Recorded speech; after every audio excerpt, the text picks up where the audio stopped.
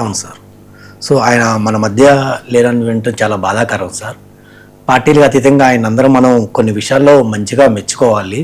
ఆయన జనసంఘ్ పార్టీ నుంచి ప్రస్థానం మొదలుపెట్టి ఈరోజు వైసీపీ పార్టీల వరకు ఆయన ప్రస్థానం కొనసాగిస్తూ వచ్చారు సార్. దాంట్లో కొన్ని మంచి ఉండొచ్చు, చెడు ఉండొచ్చు. బట్ మాలాంటి యువత మంచి తీసుకొని అలాంటి మహానుభావుడు కానీ ఆఫ్కోర్స్ ఎవరన్నా కాదన్నా కొన్ని ఉద్యమాలు కాపు ఉద్యమ విషయంలో కూడా చాలా యాక్టివ్గా ఉండి ఆయన చాలా మందికి ఇన్స్పిరేషన్గా నిలబడ్డారు. సో అది అవునన్నా కాదన్నా మనం అందరం కొన్ని విషయాలు ఆయన ఆదర్శంగా తీసుకొని మనం ముందుకెళ్ళాలి అని మనసారా కోరుకున్నాం. ఆయన మంత్రిగా కూడా చేశారు సార్. సో నీలం సంజీవారెడ్డి గారికి కూడా అత్యంత సన్నిహితిగా కూడా కొన్నాళ్ళు ఆయన మెలిగారు, మన మాజీ రాష్ట్రపతి గారికి కూడా.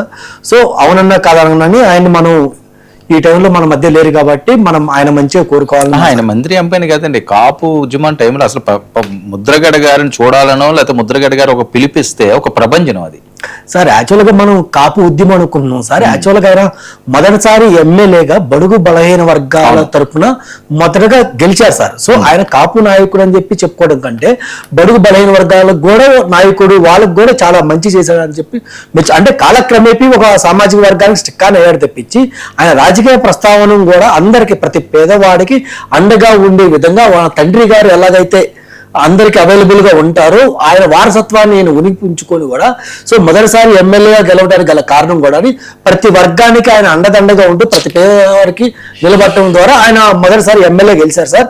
సో అలాగే కాలక్రమేపీ అది కాపు సామాజిక వర్గం దాకా వచ్చింది. బట్ కాపులు కూడా ఆయన అవుననుకున్నా కదా చాలా విషయాల్లో అండగా నిలబడ్డారు. ఇందాక మా సోదరి చెప్పినట్లు కూడా ఎవరైనా సరే ఆకలిని వెళ్ళినా కానీ పలాని ప్రాబ్లం ఉందని కానీ డెఫినెట్ గా వాళ్ళు కూర్చోబెట్టడం, సరే సమస్య తీరదా అదన్నీ తర్వాత ముందు కూర్చోబెట్టడం, వాళ్ళతో మాట్లాడటం, మీ సమస్య ఏందమ్మా ఏంటని వినడం, అతనికి తగినంత విధంగా ఆ పెద్ద ఆయనకి సరే ఈ సమస్య నేను స్పందిస్తానమ్మా, నా చదివినందుకు నేను సాయం చేస్తా అంటూ సాయం చేయలేని ఏమైనా ఉంటే ప్రభుత్వం దృష్టికి తీసుకురావటం కానీ ఎంతవరకు ఆయన సహాయకరించగలరో అంతవరకు సహకరించారు.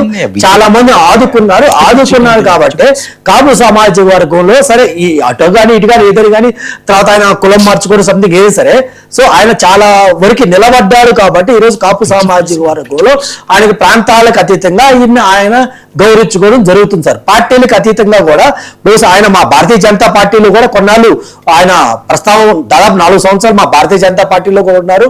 సో పార్టీలకు అతీతంగా ఈ రోజు ప్రతి ఒక్కళ్ళు ఆయన ఒక కీర్తించడం కానీ ఆయన గొప్పతనం కానీ చెప్పడం కానీ జరుగుతుంది సార్. వర్మ గారు రైట్, ఓకే. శేఖర్, వర్మ గారు good evening. Very good evening అండి. ముద్రగడ పద్మనాభం గారు కొద్దిసేపటి క్రితం కన్ను మూశారు.